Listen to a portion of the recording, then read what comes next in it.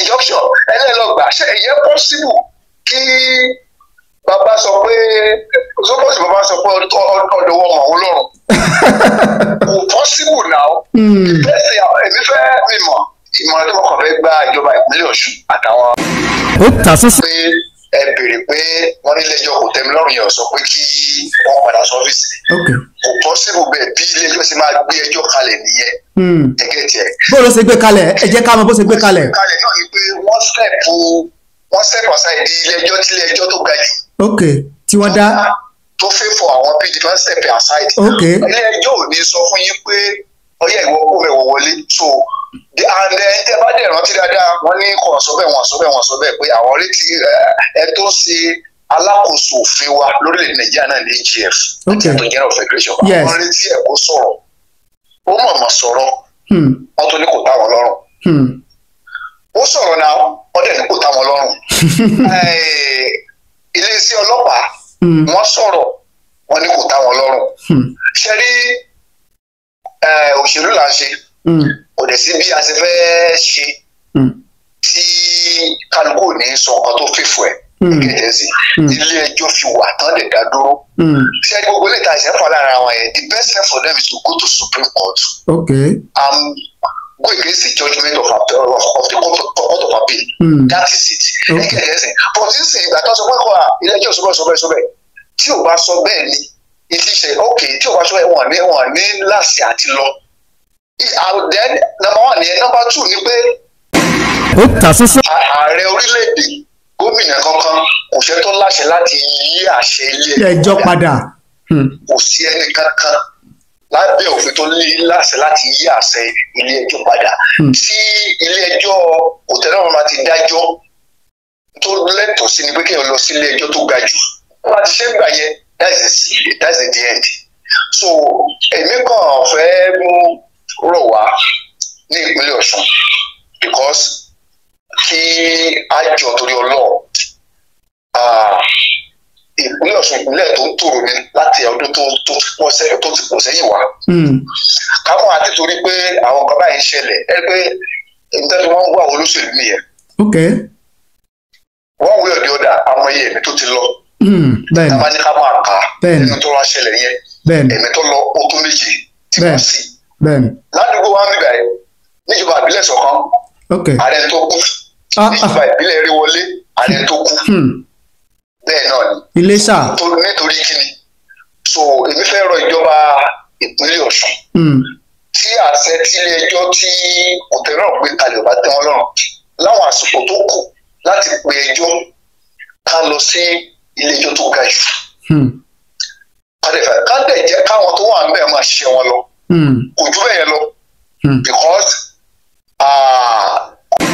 Otasansan Radio and TV a wà lórí Facebook àti YouTube. ẹ wà live and direct lórí ìkànnì Otasansan TV káàkiri àgbáńlá ayé náà tí ń wò wá náà tí ń gbọ́ wá. ẹ kọ́kọ́ bá ní dárúkọ yín fún àwọn aráalé tí wọ́n ń wò wá tí wọ́n dẹ̀ ń gbọ́ wá kán lè mọ irú èèyàn tí àgbà lálejò torí pé Yorùbá máa ń ní ẹnu oníkan láti gbọ́ pọ́n. orúkọ mi ní Honorable Kọ́láwọlé Ọ̀rọ̀ládé tí mo jẹ́ ọmọ bíbí ìlú Ìkòyí níjọba ìbílẹ̀ Ṣọ̀kan ní ìlú Ìkòyí wa tí mo tẹ̀ jẹ́ amúgbálẹ́gbẹ̀ẹ́ fún igbákejì gómìnà ìpínlẹ̀ Ọ̀ṣun tẹ́lẹ̀ Benedict Olúgbóyèga Alábí. ẹ ṣe àdúpẹ́ gẹ́gẹ́ bí ìṣe wa lórí ìkànnì yìí mo mọ̀ pé ẹ̀yin náà ẹ ṣe àjòjì lórí ìkànnì yìí òdù ni yín ẹ ṣàìmọ̀ fọlọ́kọ a máa ń ṣe àgbéyẹ̀wò àwọn nǹkan tó ń lọ káàkiri orílẹ̀-èdè Nàìjíríà ilẹ̀ Áfíríkà àti káàkiri àgbáláyé ṣùgbọ́n lẹ́nu ọjọ́ mẹ́ta yìí aáwọ̀ kan bẹ́ sílẹ̀ ní ìpínlẹ̀ Ọ̀ṣun lórí ọ̀rọ̀ ìjọba ìbílẹ̀ ó ṣe ibò kò ṣe ibò àti bí àwọn kan ṣe ń sọ wípé àwọn kan làwọn ní káńsù táwọn kan sọ wípé àwọn kọ́. wọ́n á wò wípé nínú ìtàn orílẹ̀-èdè Nàìjíríà ẹ̀yin gẹ́gẹ́ bí olóṣèlú tẹ̀dẹ̀mọ́ ti ń lọ ṣerú ìgbésẹ̀ yìí ṣé ó wáyé rí kálágòdì méjì níjọba àbílẹ̀ kíkan máa ṣe ìjọba ní káńsù kíkan máa ṣe ìjọba nínú ilé bó ló ṣe rí ẹ jẹ́ á mú láti bẹ̀rẹ̀. ẹ ṣe olóòtú kí Ọlọ́run kó sàrò kọ́kọ́ kí gbọmọ Nàìjíríà ìdẹ̀tọ́ wa ní ìpínlẹ̀ Ọ̀ṣun a kó oṣù tuntun oṣù March àdẹ̀kú oṣù alápàlẹ̀ ni Ramadan lágbára Ọlọ́run á ṣàṣeyọrí. àmín. Kì í ṣe ní ṣókí torí pé ọ̀rọ̀ tó wà lẹ́yìn kì í ṣe ọ̀rọ̀ tó pọ̀ rẹpẹtẹ. Kì í dẹ̀ ṣe nǹkan tí a lè máa gbàgbé tó bá gbá ọtí. ẹ jẹ́ àwò. Ní ìjọba tó kó gbálé tó kúrò wọ́n conduct election ní local government tí àwọn alága rẹ̀ ti wà mẹ́ta ti búra fún wọn. Wọ́n ní kété tí ìjọba tó wà lóde nísìnyí Adémọ́lá Jackson lòdì Adélékè tó jẹ́ gómìnà nípínlẹ̀ Ọ̀ṣun ọdẹbẹ wọn ní ká lọ rọpò nílé. So bẹ́ẹ̀ ni a sì gba ilé ẹjọ́ lọ. Ilé ẹjọ́ àkọ́kọ́ dájọ́ ilé ẹjọ́ tó ga dájọ́ ṣùgbọ́n kí n fi yẹn lẹ̀ ẹ jẹ́ ká sọ lórí tó ṣẹlẹ̀. Ilé ẹjọ́ kòtẹ́milọ́rùn tí ó wà nílùú Àkúrẹ́ ní ọjọ́ 10 oṣù kejì ọdún tí a wà yìí wọ́n dájọ́ pé kò sí ààyè yẹn ni pé kò sí fẹ́kánsì ní ìjọba ìbílẹ̀ káàkiri ìṣọ̀kan káàkiri ìpínlẹ̀ Ọ̀ṣun tó ń fìdí ẹ̀ múlẹ̀ pé àwọn alága àti àwọn kánsílọ̀ tí wọ́n dìbò yàn ní àsìkò ìṣàkóso Gbóyèga Oyètọ́lá wọn náà ni wọ́n sì gbọ́dọ̀ wà níbẹ̀. Ṣùgbọ́n ó yà wá lẹ́nu pé instead ẹ kí ìjọba ìpínlẹ̀ Ọ̀ṣun kó wọ́n lọ sí ilé ẹjọ́ tó ga jù Supreme Court láti tako nǹkan tó wà níta pẹ̀lú ìdájọ́ tí ilé ẹjọ́ kòtẹ́milọ́rùn appeal court tí wọ́n dá. So wọ́n ní àwọn sì fẹ́ tún gbìyànjú látọ̀ ti ṣe ètò ìdìbò tó ti ṣèlú sílẹ̀ pé ní ọjọ́ 22 oṣù kejì ó máa lọ. Ilé tó tako òfin orílẹ̀-èdè Nàìjíríà torúkọ tako torí pé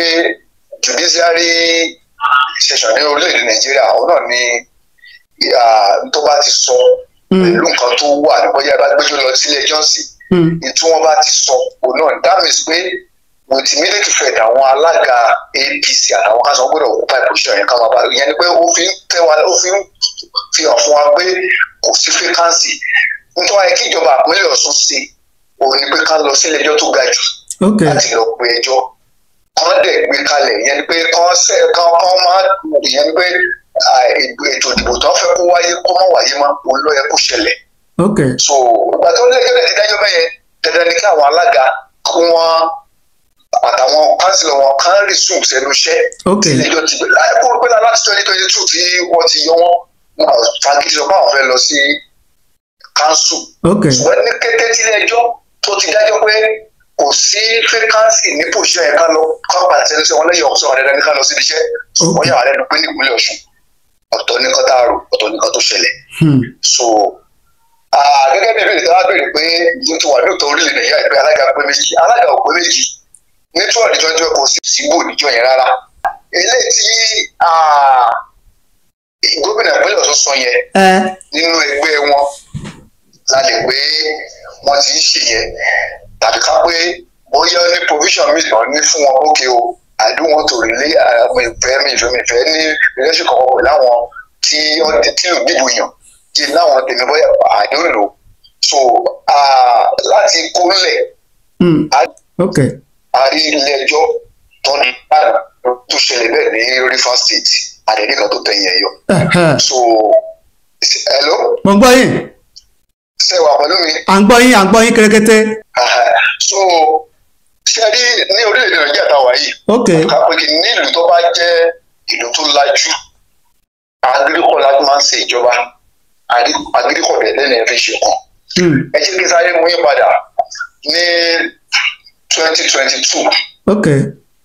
tá a dìbò ìjọba tá a dìjọba ìbò gómìnà nípínlẹ̀ Ọ̀ṣun. ìgbà tí ilé ẹjọ́ máa dájọ́ ìyẹn ilé ẹjọ́ tó ga jù wọ́n ní gómìnà Adémọ́lá Adélékè wọ́n ló wọlé ìbò. ẹgbẹ́ APC sí appeal ilé ẹjọ́ kòtẹ́milọ́rùn ní pé ẹgbẹ́ gómìnà Oyètọ́lá òun ni ó jáwé olúborí ní 2022.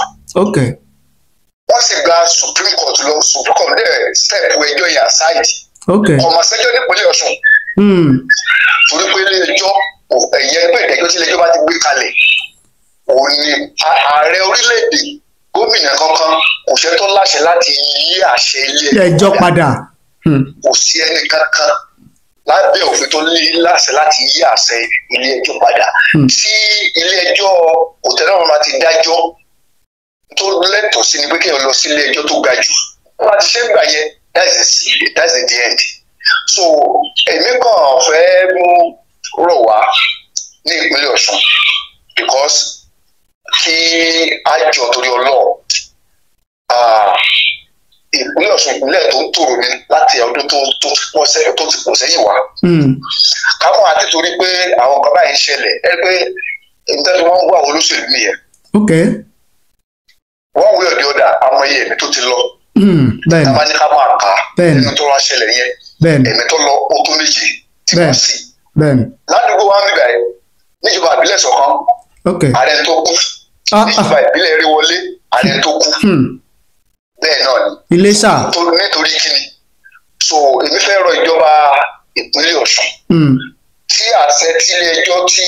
kòtẹ́lọ́rùn gbé kalẹ̀ bá tẹ́ wọn lọ́rùn láwọn àsìkò tó kù láti pe ẹjọ́ ká lọ sí ilé ẹjọ́ tó ga jù ká dẹ̀ jẹ́ káwọn tó wà níbẹ̀ máa ṣiṣẹ́ wọn lọ kò jù bẹ́ẹ̀ yẹn lọ because kò sí bá a ṣe fẹ́ ṣe ju pé ká tẹ̀lé òfin orílẹ̀-èdè lọ kò lè tó ga jù òfin lọ kò lè jẹ́ tó ga ju Ọlọ́run lọ àti òfin lórílẹ̀-èdè kò jù bẹ́ẹ̀ lọ. ẹ ṣe ṣùgbọ́n nínú ẹ mọ̀ pé àwa agbóhùnsáfẹ́fẹ́ elétí lu kára bí ajere ni wá nínú àwọn ọ̀rọ̀ tá à ń gbọ́ àti eléyìí tí a kó jọ wọ́n ní kò sí ilé ẹjọ́ kankan tó sọ wípé kí àwọn alága tí wọ́n dìbò yàn hello. mo ti ń gbé lédè báyìí. àkọ́kọ́ wọ́n ní ọ̀nà tí gómìnà tó kó gbá sílé nípínlẹ̀ Ọ̀ṣun ìyẹn Gbóyèga Isiaka Oyètọ́lá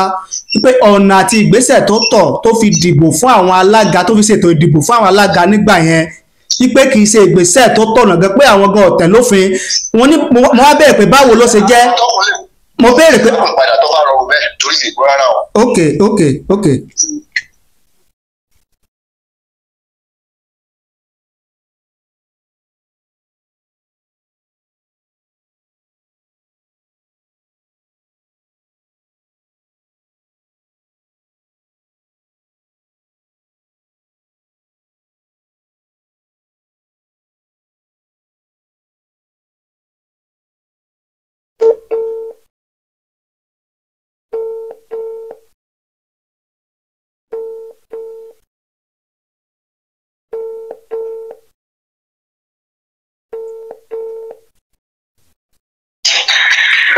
hello ṣé ń gbọ́ wa báyìí. mo ti mọ yín báyìí. mo ní gẹ́gẹ́ bí oníròyìn táwa jẹ́ àti agbóhùnsáfẹ́fẹ́ oríṣiríṣi ọ̀rọ̀ òun là ń gbọ́ lẹ́nu àwọn èèyàn nígboro lára tá à ń gbọ́ òun ni wípé ọ̀nà tí gómìnà tó kó gbá sílé ìyẹn Gbóyèga Isiaka Oyètọ́lá pé ọ̀nà tó gbà ṣe ètò ìdìbò fáwọn alága yẹn gan pé kì í ṣe ìlànà òfin pé kò tọ̀nà pé kò bófin mu mo wá ní báwo ló ṣe jẹ́ wọ́n ní nínú ìwé òfin ètò ìdìbò ìjọba ìbílẹ̀ orílẹ̀ Nàìjíríà wọ́n ní gómìnà gbọ́dọ̀ fi tó aráàlú létí ó kéré jù oṣù mẹ́ta sí àsìkò tí wọ́n ṣe ètò ìdìbò yẹn káwọn aráàlú kí wọ́n ti mọ̀ wọ́n ní ṣùgbọ́n ìyàlẹ́nu ló jẹ́ wípé ó kù bí oṣù mẹ́rin mẹ́fà tí gómìnà ó kó gbá sílé nígbà náà pé ní ó ṣe ètò ìdìbò yẹn wọ́n ní lákọ̀ọ́kọ́ ètò ìdìbò yẹn gan kò kọ́kọ́ lẹ́sẹ̀ ńlẹ̀ náà àkọ́kọ́ nìyẹn lẹ́ẹ̀kejì wọ́n ní kó wá ní ilé ẹjọ́ Kòtẹ́milọ́rùn tìlú Àkúrẹ́ yẹn wípé wọn ò pàṣẹ pé kí àwọn alága yẹn gan kí wọ́n padà bó ló ṣe rí lọ́dọ̀ tiyín bó ni ìyẹn ṣe rí. sẹ́ni ọ̀rọ̀ yẹn ó fọ́ọ̀lì sẹ́ni tí wọ́n wò lọ́wọ́ yóò kò sí bó ṣe fẹ́ yí àwòrán tó ọ̀dọ̀ ayé náà ni ó ṣe sí sẹ́ni tẹ́ bá wo rí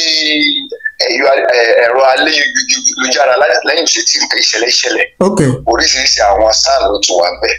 oríṣiríṣi àwọn barista ló wà bẹ́ẹ̀ oríṣiríṣi ọ̀nà làwọn èèyàn translate judgement yẹn sí and ẹ jẹ́ kí n dáhùn kí n bẹ̀rẹ̀ ìdáhùn rẹ̀ níbi tẹ́ parí sí ìyẹn ni pé ẹ béèrè pé wọ́n nílé ẹjọ́ Kòtẹ́milọ́rùn yẹn sọ pé kí wọ́n padà sọ́fíìsì kò pọ́sibù bẹ́ẹ̀ bí ilé ẹjọ́ ṣe máa gbé ẹjọ́ kalẹ̀ nìyẹn ẹgẹ́ tiẹ̀. bó ló ṣe gbé kalẹ̀ ẹ jẹ́ ká mọ̀ bó ṣe gbé kalẹ̀. kalẹ̀ náà ni pé wọ́n step aside di ilé ẹjọ́ tí ilé ẹjọ́ tó ga jù ok tí wọ́n dá. tó fẹ́ fọ àwọn PDP wọ́n step aside. ok ilé ẹjọ́ ò ní sọ fún yín pé ọyẹ ìwọ kó mẹ́wọ̀ wọlé so and tẹ bá dẹ̀ rántí dáadáa wọ́n ní kò sọ bẹ́ẹ̀ wọ́n sọ bẹ́ẹ̀ pé àwọn retí ẹ tó ṣe alákòóso òfin wa lórílẹ̀ Nàìjíríà náà ní AGF àti àtọ̀ general federation àwọn retí ẹ̀ kó sọ̀rọ̀ ó mọ̀ọ́mọ̀ sọ̀rọ̀ wọ́n tó ní kò táwọn lọ́rùn ó sọ̀rọ̀ náà wọ́n dẹ̀ ní kò táwọn lọ́rùn iléeṣẹ́ ọlọ́pàá wọ́n sọ̀rọ̀ wọ́n ní kò táwọn lọ́rùn ṣe rí òṣèlú là ń ṣe kò dẹ̀ sí bí a ṣe fẹ́ ṣe tí kálukú ní sọ nǹkan tó fìfò ẹ̀ gẹ́gẹ́ sí ilé ẹjọ́ fi wà tán lè dá dúró ṣé gbogbo ilé ìtajà ẹ̀fọ́ lára wọn yẹn the best thing for them is to go to Supreme Court go against the judgment of the court of appeal that is it gẹ́gẹ́ sí but sísè ìgbà tó sọ pé kọ́ ilé ẹjọ́ sọ bẹ́ẹ̀ tí ò bá sọ bẹ́ẹ̀ ni ìdí ṣe ok tí ò bá sọ wọ́n ní láti àti lọ then number one yẹn number two ni pé AGF ti sọ̀rọ̀ ìyẹn Attorney General of Federation. bẹ́ẹ̀ni ó ti sọ̀rọ̀ ẹni kò tẹ́lẹ̀. Lateef Fagbemi. ó ti tún bẹ́ẹ̀ ni Lateef Fagbemi ti sọ̀rọ̀ ẹ̀ lánàá èèyàn kan ní ẹni client èèyàn kan ní ẹni kankan lè ẹ̀ẹ́dẹ̀ sọ yẹn nígbà tó fẹ́ fún àwọn oṣù ọ̀rọ̀ òṣèlú ni ṣùgbọ́n PA ẹ ti fẹ́ fo ìbéèrè kan o. ẹ náà mo fẹ́ dáhùn. ok bóyá sọ pé ó yẹ kí ìjọba tó kógbá sílé wọn àtẹ̀lé ìlànà òfin tó gbé sec kalẹ̀ nígbà tí wọ́n fẹ́ díje dìbò kò sí nǹkan tó jọ yẹn bó wà làwọn lọ́sàn-án gbà yẹn. And again gbogbo àwọn nǹkan yìí náà ni ilé ẹjọ́ máa wà kágbé lọ kóòtù náà nìyẹn tó bá jẹ́ pé bẹ́ẹ̀ yẹn ló ṣe rí ni ilé ẹjọ́ ò ní dá ẹjọ́ tó dá yìí. ṣùgbọ́n àwọn ò ní sọ bẹ́ẹ̀ torí pé wọ́n ti sọ nígbà yẹn pé àwọn ò kópa níbi ètò ìdìbò wọn láwọn ò kópa níbi ètò dẹ́ẹ̀dẹ̀ sọ̀rọ̀ kọ́ kí rántí pàpà ẹni pé tẹ́lẹ̀tẹ́lẹ̀ ètò ìdìbò tí wọ́n láwọn fẹ́ ṣàkóso lọ́dún yóò táwọn àwọn fẹ́ ṣe ní 2022 tí wọ́n padà ṣe tán láwọn ṣe yìí àwọn ẹgbẹ́ APC kan alọ́ra fọ́ọ̀mù lọ́wọ́ sí ẹ̀rí pé àmọ́ ìdájọ́ tílẹ̀ẹjọ́ fẹ́ gbé kalẹ̀ pọ̀tù ní kété tílẹ̀ẹjọ́ ti gbé ìdájọ́ kalẹ̀ ilé-ẹjọ́ kọ̀tọ́ ní kéwọ́n ti gbé ìdájọ́ kalẹ̀ ntọ́lẹ́tọ̀ fún àjọ sec ìjọba ìpínlẹ̀ Ọ̀ṣun àtàwọn ẹgbẹ́ tí wọ́n fẹ́ participate yẹn ní tó fẹ́ kópa tẹ́lẹ̀ tó fẹ́ kópa níbi ìlú yẹn náà ni pé wọ́n sọ pé kò sí kan tó jọ mọ́. torí pé ìgbẹ́jọ́ ti jáde. ìgbẹ́jọ́ kalẹ̀ tó ta tó ni ló fà á tí ẹgbẹ́ APC tá a fi withdraw ara wa pé àwọn òṣèlú àwọn òdíje and again tẹ́ bá dẹ̀ wò náà kò sí ẹgbẹ́ kankan tó participate níbi election tó láwọn ṣe ẹgbẹ́ tiẹ̀ sìn mo rí fídíò kan àbí méjì bóyá NPP àbí àwọn ẹgbẹ́ kan tó jẹ́ káàdì kan tó pé ilé àpótí ìdìbò àwọn lélẹ́yìí o ohun àláwọn ó sí ẹ̀kí mi ò rẹ́ nìkan ò ní àwọn ẹ̀gbá fọ́ọ̀mù ẹ̀jẹ̀ ẹ̀sìn so ẹ fún wa pé gbogbo kan yìí tó political ọ̀ndà tó pọ̀ ló máa sọ fáwọn aráàlú pé gbàdá ìlú mi bá pè pé àwọn gbọ́dọ̀ rẹ́díò wọn sọ báyìí àwọn gbọ́dọ̀ rẹ́díò sọ báyìí nítorí bá gbọ́dọ̀ àwọn iléeṣẹ́ ìgbóhùnsáfẹ́fẹ́ àwọn máa sọ̀rọ̀ àwọn òṣèré wọn máa sọ̀rọ̀ pẹ̀lú information tán bá gádà tó kò mí pé ókè tí n bá sọ̀rọ̀ sí bóyá mo wá sí iléeṣẹ́ ìgbóhùnsáfẹ́fẹ́ yìí mo sọ̀rọ̀ ọ̀rọ̀ mi lẹ́gbẹ̀ẹ́ jáde kì í ṣe pé moderate ẹ̀ orí àbí kò rí bẹ́ẹ̀. bẹ́ẹ̀ sì gbé jáde ni rárá o. èrò tí a sọ pé èrò ti yín. èrò ní ọ̀pọ̀lọpọ̀ táwọn èèyàn ń gbọ́ aráàlú ń gbọ́ ẹ má máa èrò ilé ọsọ́nù rédíò pé àwọn sọ́nù rédíò yẹn ò mí fún rédíò yẹn gangan lọ́sọ̀ èrò individual yẹn gbé èrò èèyàn kan òun ni wọ́n sọ jáde yẹn sí ilé ẹjọ́ ẹlọgbà ìdájọ́ ilé ẹjọ́ gẹ́gẹ́ nǹkan translate kẹta peter wọ́n sẹ́pọ̀ aside ìdájọ́ tí ilé ẹjọ́ tó ga jù dá ẹ wá padà lọ ẹni ẹ lọ gba stay of cremator. ẹ lọ gba injunction ẹni ẹ lọ gbà ṣe ìyẹn possible kí bàbá sọ pé sọpọ́sì bàbá sọ pé ọ̀dọ̀ wọn mọ̀ ọ́ lọ́rùn kò possible now èmi fẹ́ mímọ̀ ìmọ̀ràn tó kọ̀ fẹ́ gba ìjọba ìpínlẹ̀ Ọ̀ṣun àtàwọn PDP ìmọ̀ràn tó mi fẹ́ gbà wọ́n tẹ bá béèrè lọ́wọ́ mi ni pé ìṣẹ̀ ìdá fi ṣe wo nǹkan tó ń ṣe yìí ok ká lọ sílé ẹjọ́ tó ga jù wọ́n lọ pe ẹjọ́ tílẹ̀ẹjọ́ tó ká tẹ̀fọ́ àwọn tó wà bẹ̀ kan ṣiṣẹ́ wọn nígbà tílẹ̀ẹjọ́ tó ga jù bá dájọ́ àmọ́ pé ibi tá à ń lọ lélẹ̀ tó bá dájọ́ tí ó bá fẹ́fọ́ wọn ká gbà fọ́lọ́ tó bá dẹ̀ dájọ́ tó bá fẹ́fọ́ wọn ká gbà fọ́lọ́ ojú ẹ̀yẹ lọ kò ní ìmọ̀ àpárá wa àbá ń dá wàhálà lẹ̀ sípínlẹ̀ Ọ̀ṣun. ẹ ṣé àdúpẹ́ gan tí a pè yín tí ẹ dá wa lóhùn Ọlọ́run máa sọ ìmọ̀ yín òye yín yóò máa sọ́dọ̀ tún o ẹ ṣé àdúpẹ́ gan ẹ bá ní dárúkọ yín fáwọn ará ilé tán wò wá tó ń bọ̀ alẹ́ kan sí ká tó máa lọ. orúkọ mi ni ọ̀nàdún Kọ́láwọlé Oròládé ní ìjọba ìbílẹ̀ Ìṣọ̀kan tí mo jẹ́ amúgbálẹ́gbẹ̀ẹ́ fún ìgbákejì gómìnà tẹ́lẹ̀ Olúgbóyèga Benedict Alabi. ẹ ṣé àdúpẹ́ tá a bá tún pè é ṣé ẹ jẹ́ wa lórí ìkànnì yìí. lágbára lọ. tó o náà ni ẹ̀yin náà ti gbọ́ gẹ́gẹ́ bí èrò àti ìwòye ẹni tí a ṣe ìfọ̀rọ̀wérọ̀ fún lórí ìkànnì wa fún ti tòní àwọn náà ti sọ èrò àti ìwòye tiwọn ní tó jẹ́ kí a gbé wọn wá òun náà ni wípé tẹ́ ẹ bá tẹ̀lé wa lórí ìkànnì yìí a ti ṣe ìfọ̀rọ̀wérọ̀ pẹ̀lú ẹni tó náà jẹ́ special assistant to the governor of Osun State Adémọ́lá Adélékè tí àwọn náà ti sọ èrò àti òye tiwọn lórí ọ̀rọ̀ tó ń lọ ní àwọn ìjọba ìbílẹ̀ nípínlẹ̀ Ọ̀ṣun àwa wò pé ká lè balance program wa kó má jẹ́ pé bóyá a fì síbì kan a sì gbè lẹ́yìn ẹnìkan ẹnu tọ̀tún la gbọ́ àgbọ́n tòsì ìdí rèé tí a fi ní ká gbé ọ̀kan gbòógì nínú ọmọ ẹgbẹ́ òṣèlú APC tó ti fi ìgbà kan dípò personal assistance to the deputy governor of Osun State tó kógbá wọlé ìyẹn Gbóyèga ìyẹn Benedict Alabi èrò tiwọn àti ìwòye tiwọn òun ni wọ́n sọ yẹn o kì í ṣe èrò tàbí ìwòye agbóhùnsáfẹ́fẹ́ tàbí iléeṣẹ́ agbóhùnsáfẹ́fẹ́ Otasansan TV ẹ ṣé bẹ́ẹ̀ ṣe ń wò wá ẹ ṣé bẹ́ẹ̀ ṣe ń gbọ́ wá tẹ́yìn náà bá ní nǹkan tẹ́ fẹ́ bá wa sọ tàbí ẹ fẹ́ fi ìwòye àti èrò tí yín yàn lórí ọ̀rọ̀ tó ń lọ káàkiri orílẹ̀-èdè Nàìjíríà ẹ pè wá ẹ bá wa sọ̀rọ̀ a sì gbé jáde ẹ bá ní pín ẹ bá ní share rẹ̀ kó lè káàkiri àgbáláyé ẹ ṣé o àdúpẹ́ bẹ́ẹ̀ ṣe ń wò wá àdúpẹ́ bẹ́ẹ̀ ṣe ń gbọ́ wá.